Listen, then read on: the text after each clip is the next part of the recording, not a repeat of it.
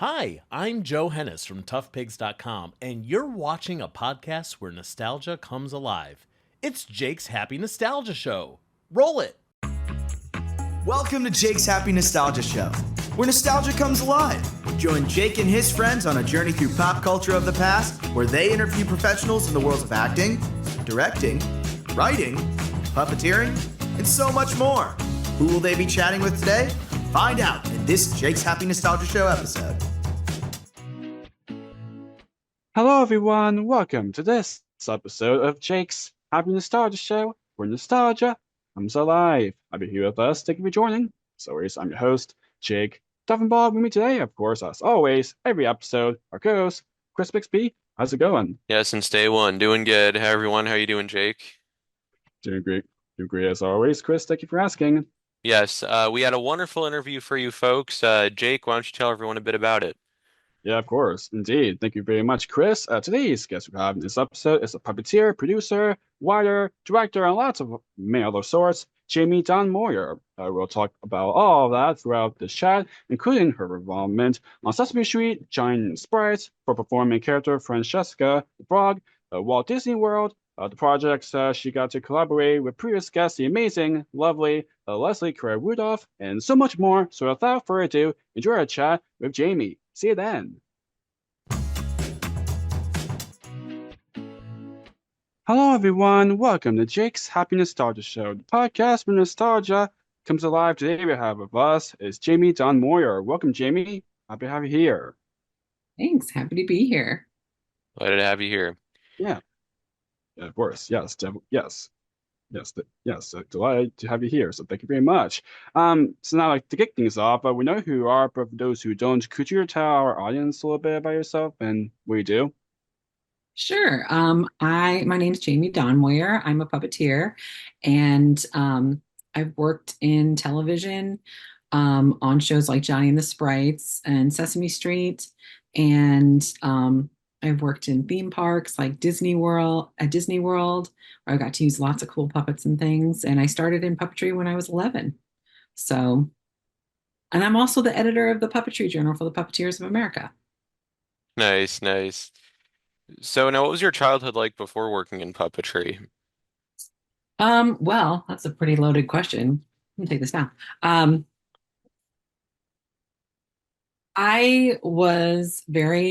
I really was interested in the arts. My household was very abusive, so there was a lot of mess going on around there, and I Mm, definitely found the arts was something that I was drawn to kind of pull that out, and get the mess out, right? Which is something that I work now. I work as an arts integration specialist now as well in classrooms with students who have challenges as well. Um, but, I was just kind of a creative kid, but I didn't really have a specialty. So I wasn't great at drawing, but I liked to do it anyway. I always was looking for something that I would be good at. And then I loved doing character voices. So I had a lot of relatives who were from New York, and they had really distinct accents. So when they would come over, I would end up talking like them for the rest of the day. I had one who had asthma, and he would always talk like this. And then his wife would talk like this, and she was very, very funny. So I would end up talking like them after they left. And then I would just imitate characters, like Snow White. I would always do that little kind of sound that she would do when she sang, um, and just be silly in that way. That's basically what it was before I found puppets. nice. That's great. So, were you always wanted to work in puppetry, or there's else that anything else that you wanted to pursue? Yeah, so when I was 11, I had to do a gifted mentorship project for my school, and I had to pick a project. And they asked me what I wanted to do for a living. And I said, well, I want to do voices for Sesame Street. And then my mom was in the meeting, and she was like, those are puppets. The puppeteers do the voices. And I had just sort of thought of like Ernie and Bert and Grover as just like real character, real people, sort of in a way. Um, and I was like, oh, Right. I guess they are puppets. So then I started learning about puppetry, and I got kind of addicted to it. And I joined the Puppeteers of America and the Philadelphia Area Puppetry Guild. So I was I was like, I am going to be a puppeteer. This is what I'm going to do. And then I just ran headfirst towards it.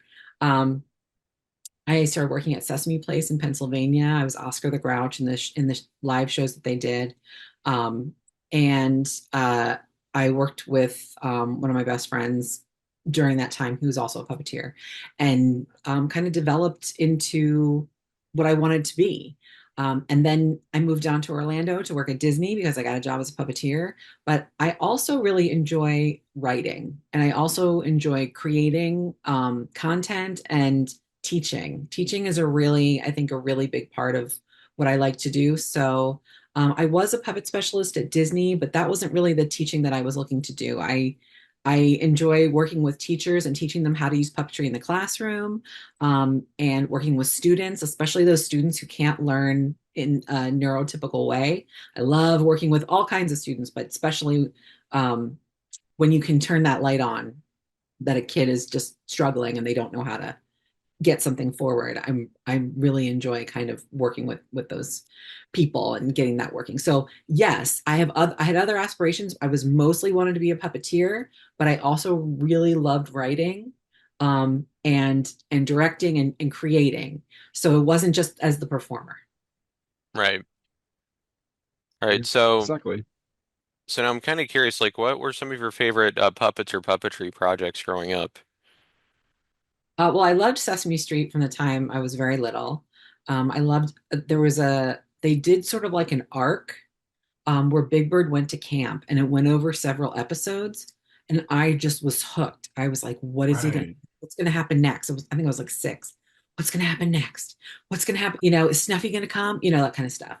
Um, and I loved it. I watched Sesame Street far beyond the age that it was intended for.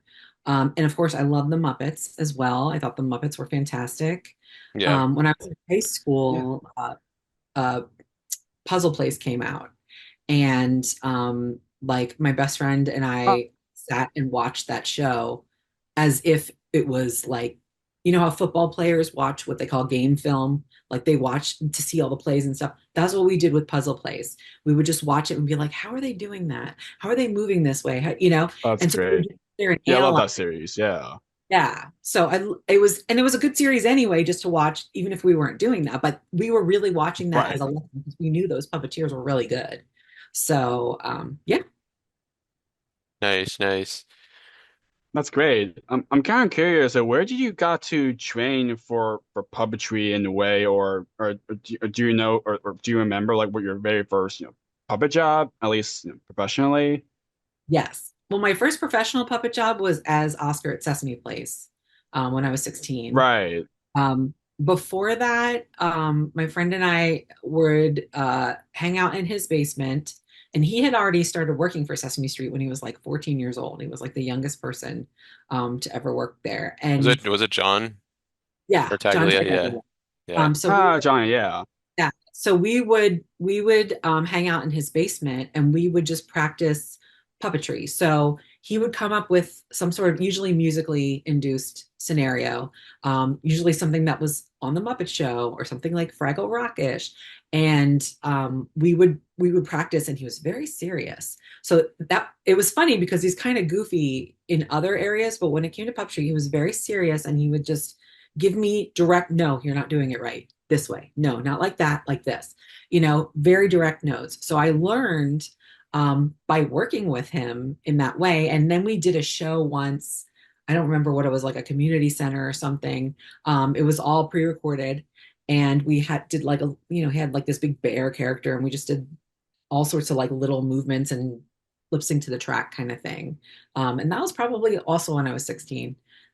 So that's how I started learning, was with John. He was, as far as performing, I started learning how to build puppets as soon as I joined the Puppet Guild in Philadelphia. And they had someone named Berna Finley, who is a very well-known puppet builder.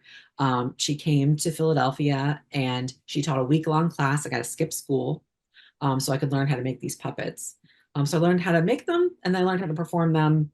And then when I started, I was really the kind of person who was like, I take a lot of notes. I'm very analytical. So I would watch other people perform, and I would like study it and go, what are they doing? And so then I would practice that way. So once I got to Disney too, that was a huge training ground because I was 18 and I was working with these giant puppets at the Legend of the Lion King at Walt Disney World at Magic Kingdom. And, I was doing all what they call the big cats, right? I was doing Mufasa and Scar and adult Simba. And so they were these big not bicycle brakes, these big like levers that you would pull to move their mouths. And then they had like a universal joint so they could move their heads and things. And Okay. I had to learn how to work in an ensemble where we were all working one puppet and that was giant. And then we couldn't really see the result of, right? We couldn't see what the puppet was doing. We didn't have a monitor. We just had to hope that it looked good.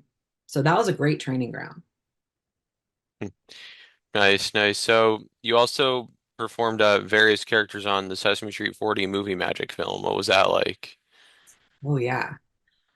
So that was that I had just gotten married and my husband and I were both puppeteers at the time and we basically came back from our honeymoon and went and did that movie. So we were in like one of the big scenes. I think it was the opening scene. I've never actually seen it because it was supposed to go to I think it was supposed to go to Japan. Yeah. Um, but we got to, it was so interesting because they had built the Sesame Street set kind of in a different way in this soundstage in Orlando. And it was really exciting. It was kind of funny because we were on the set and one of the PAs came over and had these like lozenges and said, these are for talent. And I was like, oh, well, then I won't have them then. But she was saying, your talent, these are for you. And I was like, oh, I guess I am talent. It was Hmm. just, it was amazing because there was a lot of people there who I had seen on television. Um, like Carmen Osbar was one of the people who I'd watched. Carmen. And she was there, and just I was obviously Kevin Clash and everybody, and it Yeah. was really interesting to see. That was when Matt was doing Big Bird for that particular one because I don't think Carol Spinney was coming down, but And um, yeah. so it was like I was meeting all these people who I normally just sort of like knew about, but didn't really have time to spend with them. So that was really nice. It was It's fun. awesome. That's great. Since you kind of actually talked a little bit with John Tartaglia earlier, now transition to join the Sprites, where you get to puppeteer on that series. What's it like getting to do that and get to work with him again for that series? It was really, really fun. It's really interesting to see a friend's dream kind of come to fruition. And obviously, he's had many dreams that have come to fruition, which is fantastic for him. But it Yes. was nice that um, it was nice that he had had this idea and that we were able to kind of bring it to life for him. So, um, one of the really great things that came out of Johnny and the Sprites was that I became very close with Leslie Carrara-Rudolph. And I spent a lot of time as Ginger's like wings or right hand or all of those things when I wasn't playing Francesca or Fuzzy or any of those things. And so we laughed like pretty much the entire time we were, and sometimes rehearsals would, or not rehearsals, sometimes um, filming would go until, like 2 a.m. And we would be like ridiculously giggling, at all the fun things. But what I really liked about it was Jim Krupa was on that show, and he has a very like um, creative mind when it comes to mechanics. And obviously, he's an excellent Oh yeah, puppeteer. definitely. Yeah. And so he would just come up with something and then you would see it and I'd be able to like look at it and really study it and go, what is this? How did you make this? Um and I got to work with a lot of people who it was just fun to work with. They were just fun people to work with. Especially Lisa. Oh my God, I just forgot her last name. I can't remember her last name all of a sudden, but she does yoga all the time. She and I would do a lot of the background characters. And there was, I think it was like Johnny Throws a Party or something. And we had these like streamer puppets that were that attached to the fuzzies, and you had to like kind of like push them like this, and they would go, "Wee!" And Oh, interesting. Wow. yeah, we went nuts with those. We laughed so hard. And it was also like they did green screen things. well, it was like green, orange, blue because all the characters were certain colors. And so they had to, it was like we filmed it and two characters had to be on one color and two characters had to be on the other. And then it was like superimposed with this giant and like it was like Tim Lagasse directed those, I remember. Oh, And Tim. little pieces. Yeah, he's Tim, yeah. yeah. So it was so many little pieces that kind of came together. And like you're watching it from far away and you're like, wow, there's so many pieces to this. And then when you're in it, you're like, well, this is just what I'm looking at. But then when you're looking at the monitor, you have to look at all the different squares and stuff. Anyway, it was really like a great learning environment. I got to get to know Jen Barnhart, lots of people. Noel McNeil came on. Jen, yeah. No, yeah. Yeah, Noel came on and did something that I had never seen before. So obviously he's been on camera for years and years. He understands how to hide from the camera. And there was a shot that they were trying to get, and he's like, I'll just stand behind this mirror. I'm like, how are you going to hide behind that mirror? And he contorted his body in just the right way that when the camera came by, all you could see was his puppet. And I almost didn't perform because I was so fascinated by what he was doing. I was like, how are you hiding in plain sight? They're going to see you, aren't they? And he knew just how to see. So I was like, okay, I need to figure out how to do that too. Like it's just a really big studying ground. And then of course, Laura McLean was the lead Wrangler on that. And she's always fun to be around. She's just, she talks like this and she's just okay. And she has all that experience from Sesame Street. I had met her when I was much younger, when I was like 16, because I had written a letter to Carol Spinney because I was Oscar and I was like, I'm Oscar. And he invited me to the set. And that was Lars's first year as a Wrangler on set. And I met her and I was like, wow, this person is so nice. And I continued to be friendly with her until now, still. That's awesome. great. Are you talking about Lisa Buckley? Lisa Buckley, thank you. Oh, I can't remember her last name. Is driving Yeah. crazy. Yeah, she did Alf and Wrong. I talked to her about that kind of stuff. It's just interesting to be able to talk to people like what you're doing now about what they've done and how that went and what was interesting about it. And like Johnny and the Sprites, we had marionettes, we had all sorts of different, because like when Ginger had to fly through, she had to fly from above, and there was like a big crane, and it was a one camera shoot as opposed to Sesame Street, which has the multiple cameras. So Yeah. it was really fun. It's awesome. So now on Johnny and the Sprites, you also got to perform the character, as you mentioned a bit ago, Francesca the Frog. What was performing her like? So the night before they were going to shoot that Francesca's first thing, John came running up to me. He's like, did anybody tell you that you're the frog tomorrow? And I was like, no. And there weren't any lines for the frog. It was just like, so I spent all night like trying my best ribbit, kind of thing, trying to figure out like how this character would come. And I was like, okay, because it was Lily's little pet frog. Right. And so the next day I was like, okay, I think I have something. And then the head writer came up to me and he goes, how would you pronounce Yuhreep? And I went, Ureep? And he was like, perfect. And I was like, what are you talking? He's like, it's a tree frog. It doesn't say ribbit. It says Ureep. And I was like, okay, how am I going to make that sound? I was like, I can't just go Ureep, Ureep. That doesn't sound like an animal. So Leslie and I took and like literally it was like 30 seconds before they were going to have this character start. Leslie and I like ducked down and we started making weird sounds. And we're like, what could this sound like? What does a tree frog sound like? And it started being like, I don't even know if I can do it right now, but it was like, and then it was like, and then we got that little like trill thing. And that's how that character ended up talking, because it was like all of a sudden, which was, kind of interesting. And so I started getting put in more episodes as Francesca. And then there was a whole episode about her where she turned into a princess. Oh, cool. Yeah, Lily and the Frog Princess. Yeah. Yes. So it's fun to just. That's a great one. What was really interesting about that character is that they never wrote any lines for the character. They would just say, Francesca says something. So it was always like Lily had lines and I had to sort of like react to those lines and kind of work with Carmen on the side and be like, okay, how are we going to do this scene?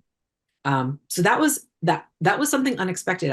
First, I didn't expect to have the character. Secondly, I didn't expect to have a character that didn't have lines written for them that I would have to improv, which I love doing anyway. Um, so that was really fun. That's awesome. Yeah, it's great. Yeah, Johnny and Sprites are a wonderful, wonderful series. And from Johnny, from just doing series and create his own shows. Now he's doing things for Henson, which is Yeah, very Fraggle proud for Rock him for Flock is of doing a Rock. wonderful Yeah, job. exactly. Yeah, he's great. I mean, his drive is crazy. Absolutely.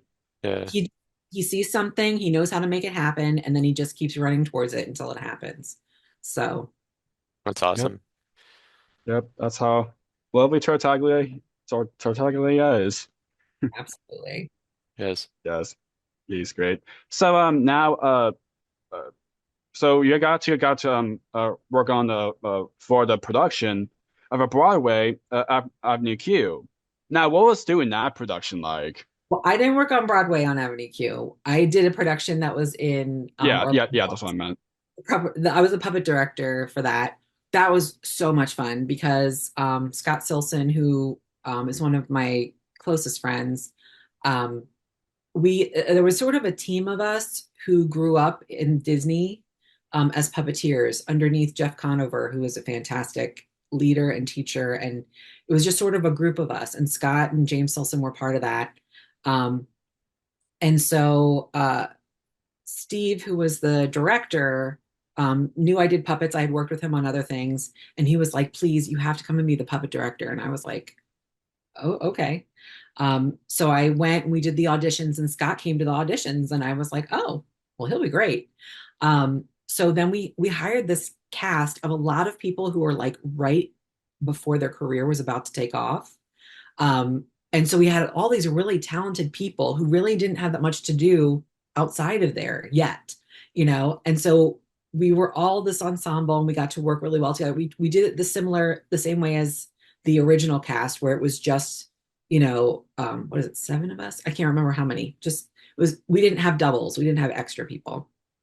And then I also had puppet wrangling experience, so I taught some people how to kind of wrangle the puppets.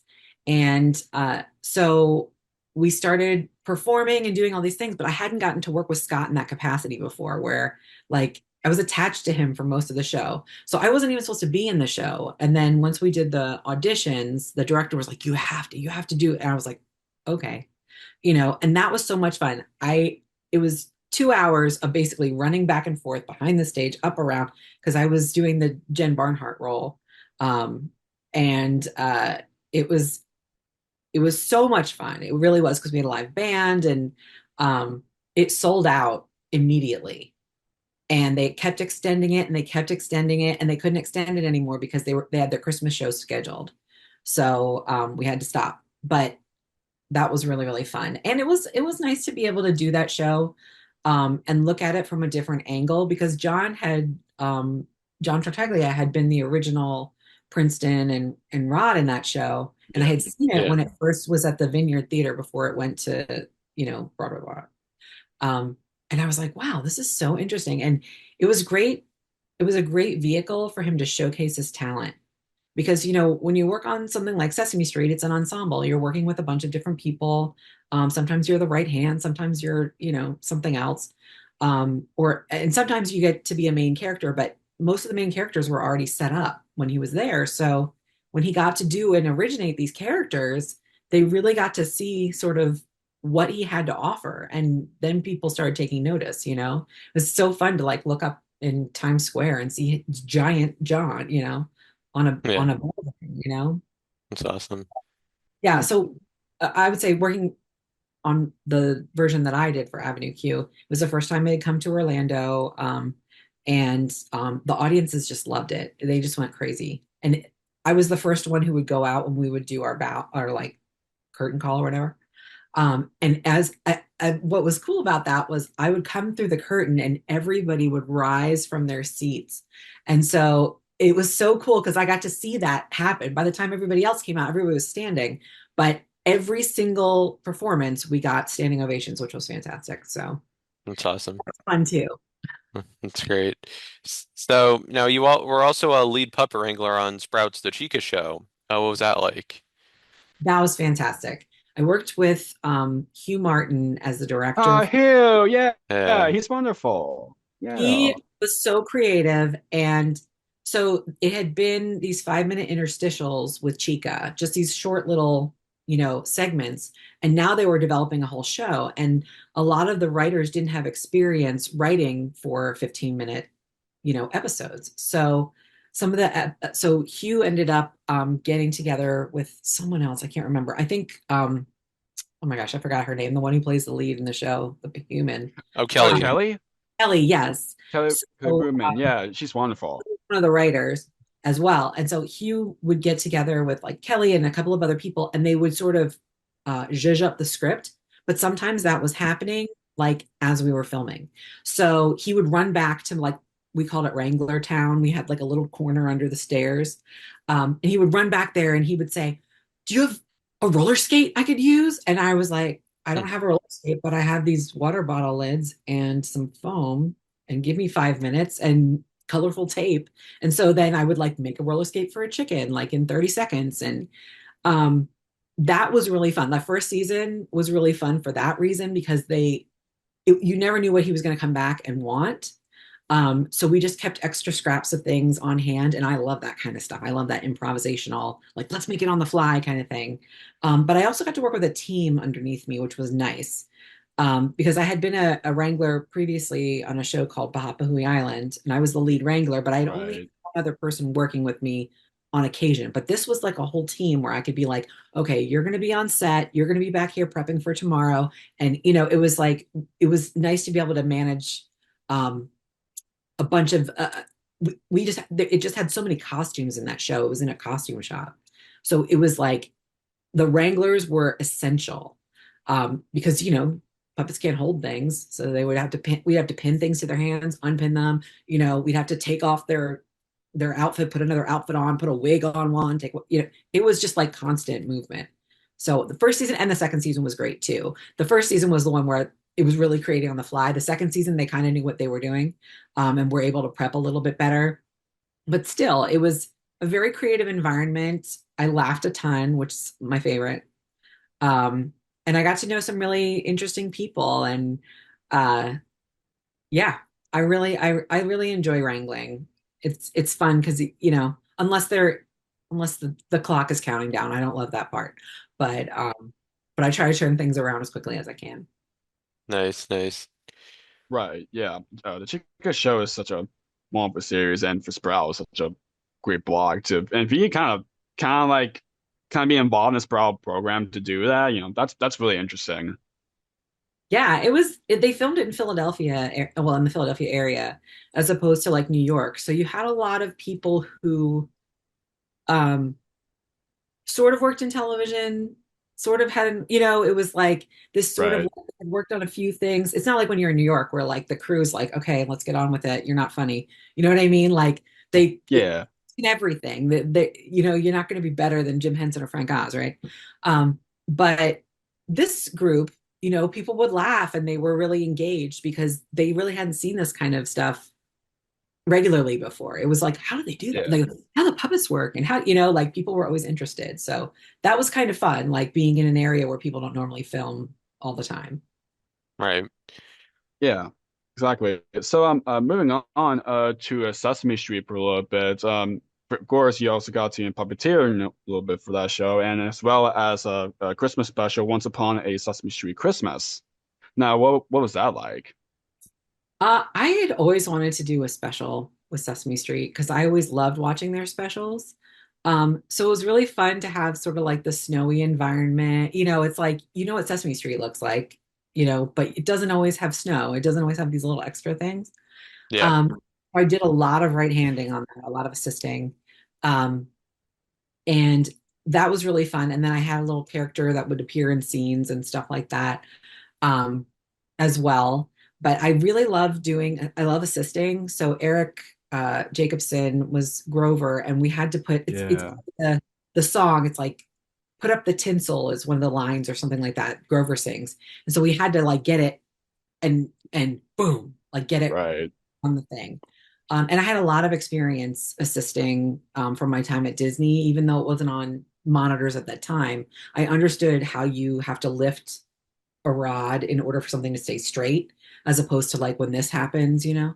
So I was able to just go bloop, you know, because he had to leave it there, you know. It was on the hand just so it could be left. So um, I like that kind of stuff. And I met a lot of people on there, like who I hadn't really known before, like Andrew Moriarty. Um, he's now like a writer and producer and things like that.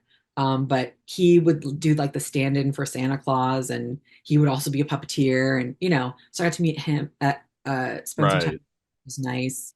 Um, and obviously, like Leslie was obviously there as well, and we were, you know, already close and working together on other stuff. So yeah, so it was fun. I mean, you know, you have these guest stars coming in and you just pop it up and you're trying, everyone's figuring out what's going on. And oh yeah, and I think Spencer Lott worked on that as well. So I got to Yeah, spend, Spencer. Yeah. Uh-huh. Yeah, he's yeah, awesome. yeah. Yeah, So it was nice. I love when I see like a lot of people who at the time didn't always work on the show, like myself. Um, and it's exciting for those people, you know, like this is their dream. This is what they wanted to do with their lives. And now they're there, you know? So absolutely. Yeah. So now you also got to perform with them in the Macy's parade. What was it like getting to, perform with them in such a huge event?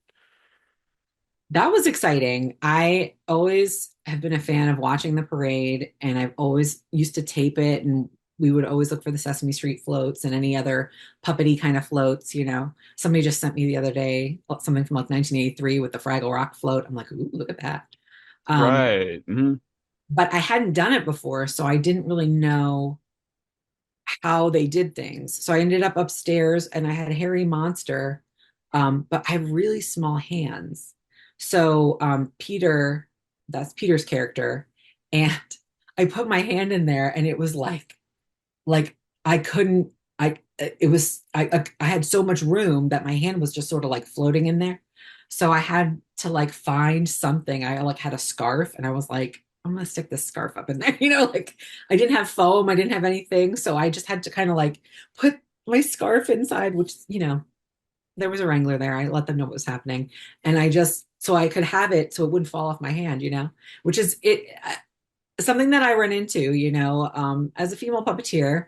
My body's just built differently than male puppeteers, you know, and so sometimes, especially with really tiny hands, sometimes you go to put on a puppet and it is just not built for you, and you have to figure out how to adapt it, a lot of times on the fly, like while you're rolling down the street in the upper part of a Sesame Street float.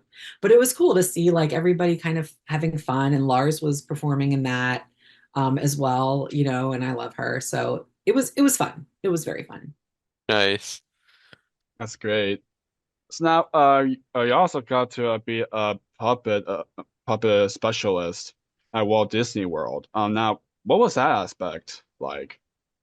Like I said, I love to teach. I really like to analyze what's happening and how people can fix it. So I, when I did the puppet specialist role, I did a lot of the beginner workshops and the intermediate workshops where they would have people who didn't work in the puppetry department, but wanted to work in the puppetry department. One of those people who was in one of those workshops was Kelsey, whose last name I just forgot again. Oh Kelsey Brady?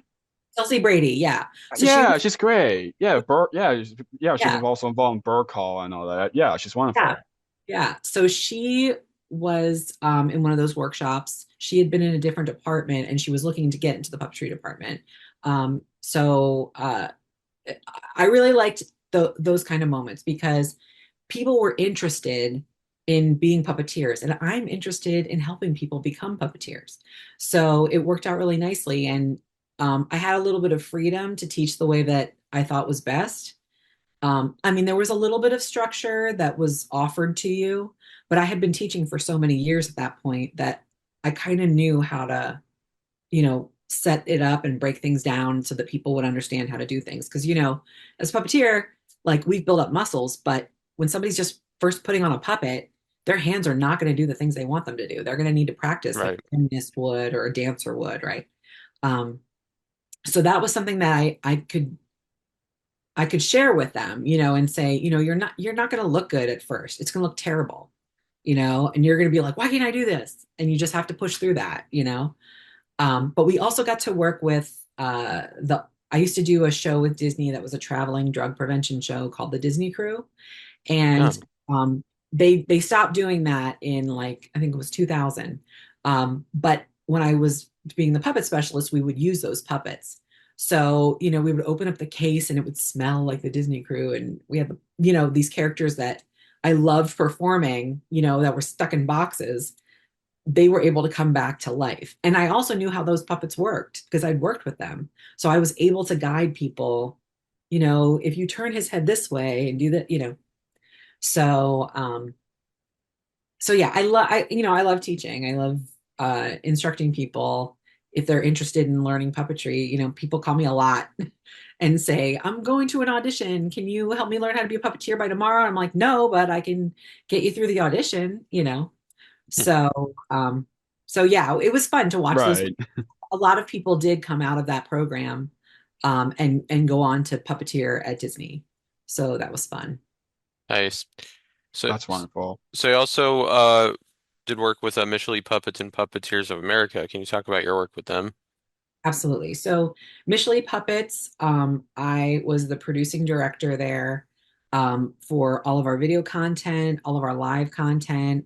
Um, I was in charge of the creative there. So Michelin Puppets, was a company that was issue based.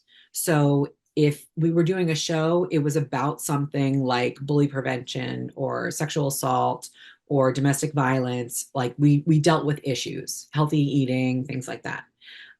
So I got to have a lot of creative license on things. We had very low budgets. We were a nonprofit, very, we did a lot with a little. Um, and so I got to write shows. Like there was a show called the Upstander League that I wrote, um, which was sort of like a training thing for we would go to elementary schools to perform. And so I wrote the show and I was able to direct the cast, and they would go to a school and I would weave puppetry into it. So it had shadow puppets. It was took place on a janitor's cart. So this janitor sort of rolls the cart onto the stage and interrupts this person who's supposed to be doing the training. Turns out that person is the Upstander League lead. La la la la la. And Oh. then so the cart transforms into the puppet stage. So it lifts up and there's a shadow screen and that goes back down, and then it's the tabletop, and the characters were all made out of like cleaning supplies or like something you would find at a school. So it was all like like recognizable types of things. And so what I think is really great about using puppetry for messaging is that it seems to break down those barriers. Like if two adults are standing there and saying you shouldn't be a bully, like that's not as effective. But if you see these characters acting out these scenarios, there's a part where you've seen the whole shadow puppet scene. At the very end, you find out that the main character is the bully, and you didn't realize that this main character in the show had actually been the bully in the scene, and all the kids would go, and they would feel a little betrayed, like this guy is telling Right. us to be a bully and he'd been bullied. So what that ended up leading to was kids, after the shows, we always made sure we would go into the audiences and talk with the kids, use the puppets, they could see the puppets, all that kind of stuff. And these are fifth graders. I mean, fifth graders can be tough. And fifth graders just kept coming up and saying, I'm a bully. I realized I'm a bully, which I was not expecting, because I was expecting kids to report bullying. That's what we were saying. We were like, if you see this happen, these are the techniques you can use in order to stop them, right? But when a kid comes up and recognizes that their behavior is hurting other people and they stop doing that, like that could affect, hundreds of kids, just stopping. Yeah. So I really loved doing that kind of work. Things that have a purpose, things that are meant to help and educate people about things that are scary, things they don't know how to talk about.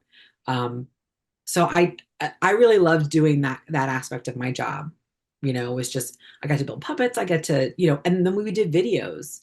One of my favorite videos was Inner and Outer Planets, because they needed to teach science and kids were having trouble understanding the difference between the planets. And my nephew was really into the solar system at the time.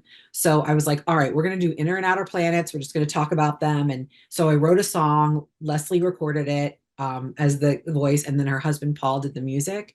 And then we just, It's Paul, yeah, uh-huh. yeah. So, and it was really effective. Kids were, they're singing it to themselves as they're taking a test. And that's exactly what I wanted them to do. I needed that when I was a kid. I had trouble, a lot of trouble in school. And I would like that's why puppets were helpful. I would just turn everything that I did in school that I didn't understand, and I would act it out with the puppets. So I just kept doing that, and that work I did with Michelle. So yeah, we would go into like domestic violence shelters as well and work with, we work with kids in really tough situations. And not just to make them smile but to be able to process what is happening to them. So yeah, I really liked that job. Awesome. Wow, that's wonderful. So now moving on to the projects that you've been doing with the amazing Leslie Carrara-Rudolph. Now starting off with her Bizarre Bunch cabaret show. What was that? What was that like getting to collaborate with her? For her project starting up with that Yeah, in so particular. Leslie and I became very close on Johnny and the Sprites. And we remained close, and we're sort of like creative twins. We think very similarly when it comes to comedy and Oh, creativity. So we had already been writing things for several years. And then she was like, I want to do a cabaret. And I was like, okay. So we would just sit on the phone, because she's in New York, I'm in Orlando. We would sit on the phone and we would just basically write the show over the phone, and I'd be like, what if Lolly comes in like this? And one of the conversations is one of my favorite moments. I was like, what if you're asleep and Lolly drags you onto the stage? And she was like, yes. And it went over so well. I mean, Leslie can sell anything. That was like, I was like, how's she gonna do this? It's like, but I know you can mention the impossible because I know she figures out a way to do it. So so it ended up being, we did the bizarre brunches and we would come up with little scenes and um little mini areas that we could put into any of the shows. So if we had a Mother's Day one, we would do things that had more of a mother's theme. If we had um we had a September one where she had overslept, and that was the one where she was dragging herself on stage. So we had a lot of different versions of Bizarre Brunch. And so it was fun because one of my favorite things that happened, two of my favorite things that happened, um, the the shows really involve the audience in a way that they are kind of disarmed. So whereas, you go into a Broadway show, it's like there's that invisible like fourth wall, right? And you're not going to get up on the stage and do anything, right? You're just going to sit there and watch the show, which is totally valid. But when Leslie does the bizarre brunches, people sort of like get this improvisational spirit about them. So, his name is Fred, and he has white hair, and he's a voiceover guy, and I can't remember his last name. Fred Newman. Fred, yeah, Yeah, right. he was in the Yeah. audience, and Between Leslie was, Alliance and Lomax, yeah, he's great been job. everywhere. He was in the Mickey Mouse Club. Yeah. Yeah. Um, Right. and so he was in the audience, and Leslie was dressed as a nose. She had like this giant nose, and she was doing the song Hay Fever. Like it was fever, but we changed it to Hay Fever. And she's like, Yeah. so Fred just jumped up on the stage and took the mic and started making nose sounds while she was doing this. It was like perfect. It just fit so well. And like he was just in the audience, that wasn't part of it. But he just felt like this will make this just right. So that was one of my favorite moments where it's just like jumping up there. And then one of my other favorite moments, Louise Gold was in Oh Louise, yeah. yeah. Yeah.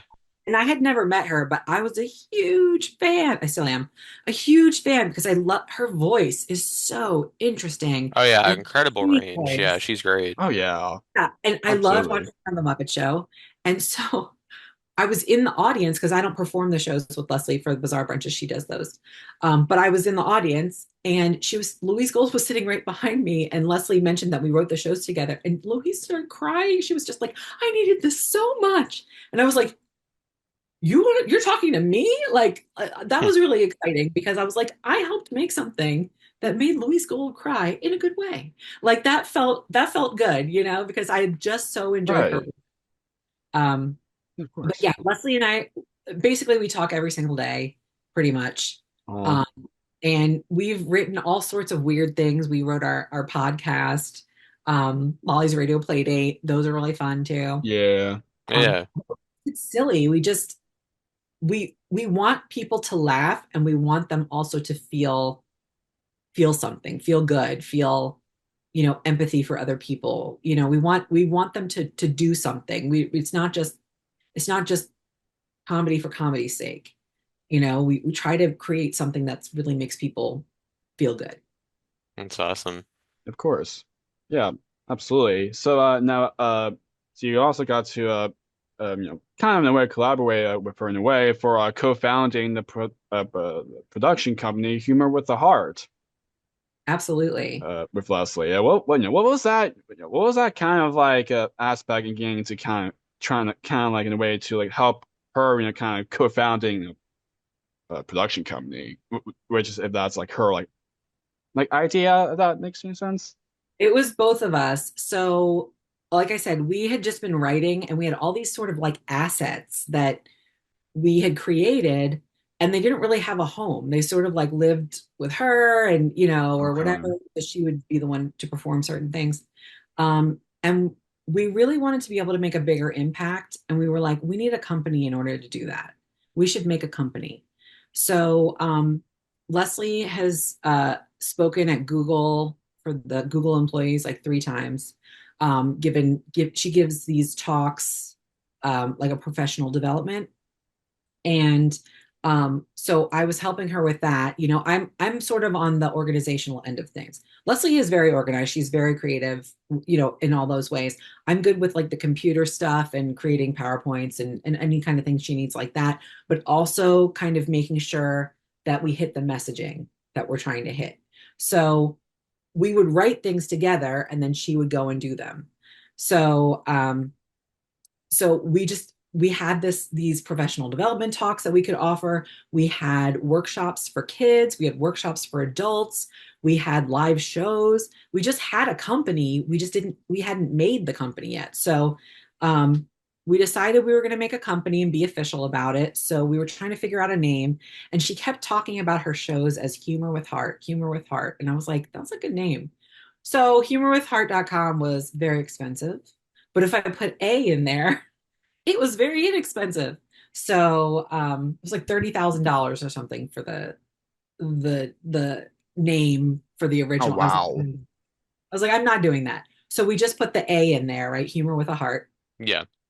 And that really describes what we do. We go in, we make you laugh, but we also make you think, um, and care about the people who are sitting next to you, and a lot of conflict resolution kind of things through the arts. So it's navigating life creatively through the arts.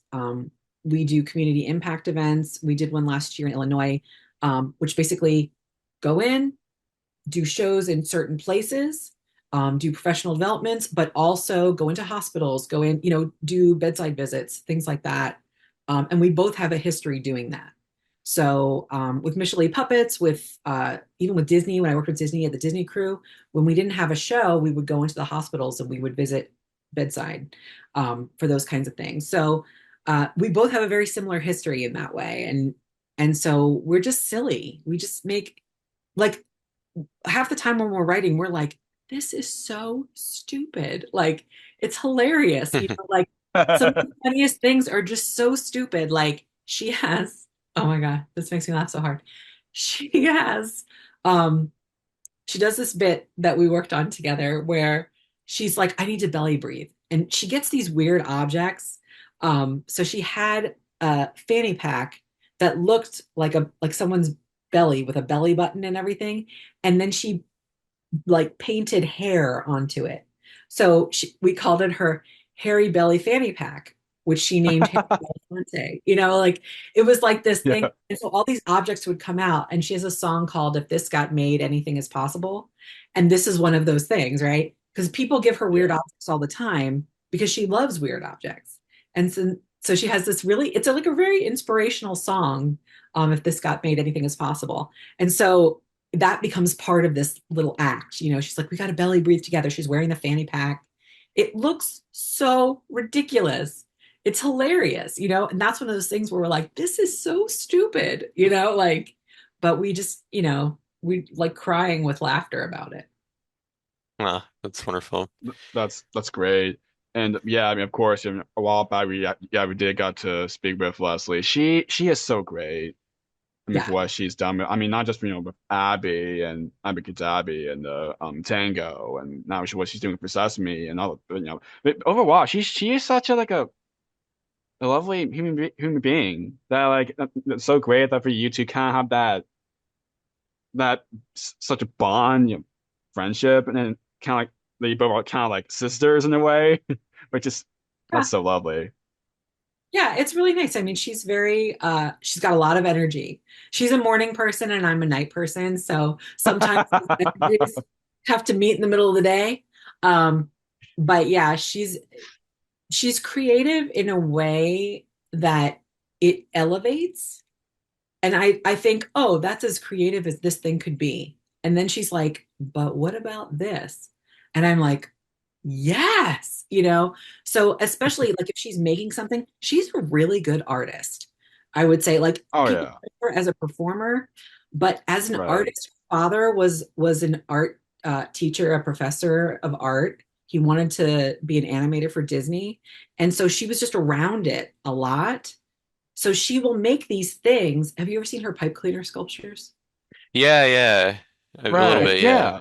Yeah, of She course. makes these crazy, like accurate looking things out of just bending a bunch of pipe cleaners. Oh Or wow. she loves to paint shoes. She'll paint character things. She paints her outfits. Right. Um, Hmm. she understands how to make something like that was just sort of plain, and she can see the vision of what it could be, and then she just makes it happen. She's just like a big doer, I would say. So yeah, Oh, but that's awesome. honestly, we have a great time, and um, I think we complement each other really well in certain ways, and then we're very similar in other ways. So yeah. Well, that's great. That's awesome. So of course, except with the projects you and Leslie got to collaborate together recently, of course, if you're allowed to talk about, what are you working on now? Well, we're so Leslie's going to Illinois this weekend. She's going to do two performances, two different shows at two different locations.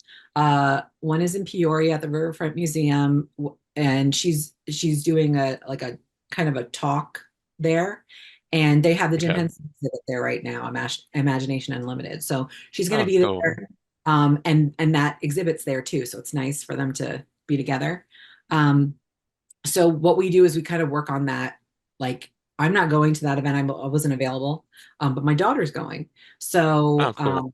we kind of go, okay, what's it going to be? What show should happen? So we kind of prep in that way.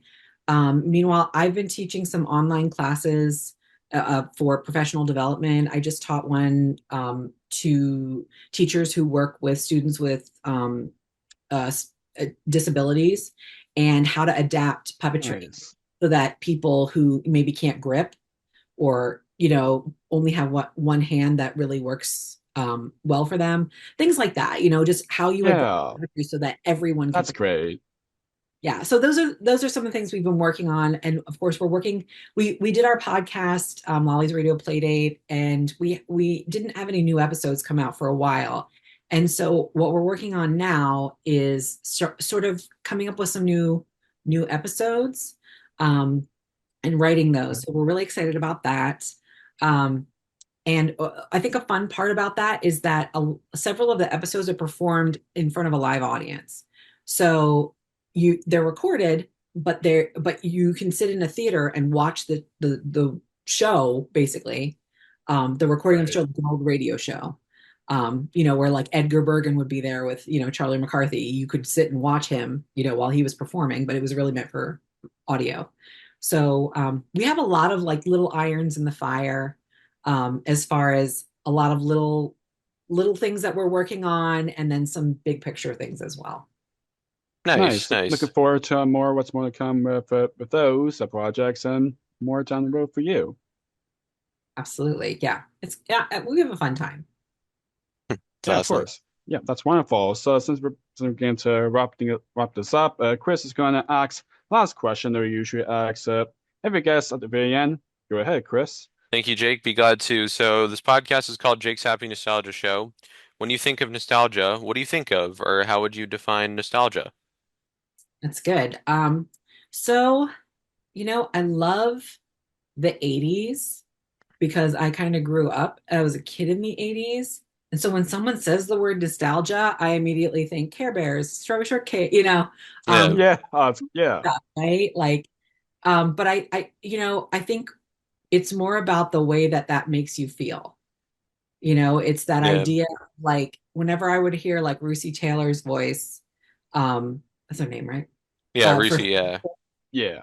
It'd be like, oh, it's and I would just think back, and I'd have my little footy pajamas on, or I would be watching something on TV that I thought was really funny, like it's just like a little kid, those things that you really have, my special doll or something like that. So when I think about nostalgia, I just think about how I felt at that time. That's awesome. It's a deep feeling of a memory that you sort of live as a flashback. That's great. Thank you so much. Yeah, it's great word to end on. Nice. Well, Jamie, thank you so much for taking the time to do this. This was a blast. A lot of fun. Absolutely. Thanks for having me. Yes. Enjoy the rest of your day. No problem. You too. All right. Bye. Yes, you too. Thanks again, Jamie. Absolutely. Take care. Bye. Bye. It's goodbye from us as well. We absolutely enjoyed our time with Jamie Donmoyer. Links to where you can reach out to her, as well as links to Humor with the Heart, will be in the description down below, so you can check out what Jamie and Leslie are working on. Keep on the lookout for more wonderful interviews coming your way. As always, what do we say, Jake? Keep nostalgia alive. Take care, everyone. See you next time. Take care. Bye. Bye. Thank you for tuning in to another wonderful Jake's Happy Nostalgia Show episode. Be sure to follow Jake and the Happy Nostalgia team on social media, check out our website, and stream the show wherever you find your favorite podcasts. And as always, remember to keep nostalgia alive. Bye-bye.